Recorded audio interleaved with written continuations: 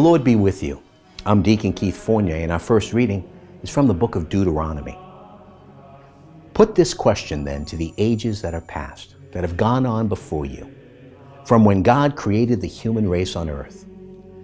Was there ever a word so majestic from one end of the heaven to the other? Was anything like it ever heard? Did ever a people hear the voice of the living God speaking from the heart of the fire, as you have heard it, and still remain alive? Has it ever been known before that any God took action himself to bring one nation out of another one? By ordeals, signs, wonders, wars with mighty hand and outstretched arm, by fearsome terrors, all of which things Yahweh your God has done for you before your eyes in Egypt. This he showed you so you might know that Yahweh is the true God and there is no other. To instruct you, he made you hear his voice from heaven. And on earth, he let you see his great fire. And from the heart of that fire, you heard his words. Because he loved your ancestors and after them chose their descendants. He brought you out of Egypt, displayed his presence and mighty power, dispossessing for you nations who were larger and stronger than you, to make way for you and to give you their country as your heritage, as it still is today. Hence, grasp this today and meditate on it carefully.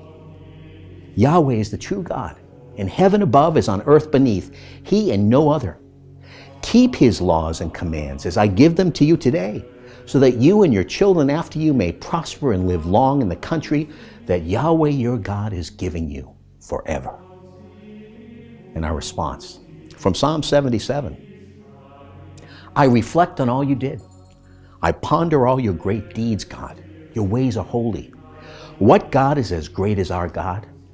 You are the God who does marvelous deeds, brought nations to acknowledge your power, with your own arm redeeming your people, the children of Jacob and Joseph. When the waters saw you, God, when the waters saw you, they writhed in anguish. The very depths shook with fear. And a reading from the Holy Gospel according to St. Matthew. Jesus said to his disciples, if anyone wants to be a follower of mine, let him renounce himself, take up his cross and follow me. Anyone who wants to save his life will lose it, but anyone who loses his life for my sake will find it. What then will anyone gain by winning the whole world and forfeiting his life? Or what can anyone offer in exchange for his life? For the Son of Man is going to come in the glory of his Father with his angels. Then he will reward each one according to his behavior. In truth, I tell you, there are some standing here who will not taste death before they see the Son of Man coming with his kingdom. The Gospel of the Lord.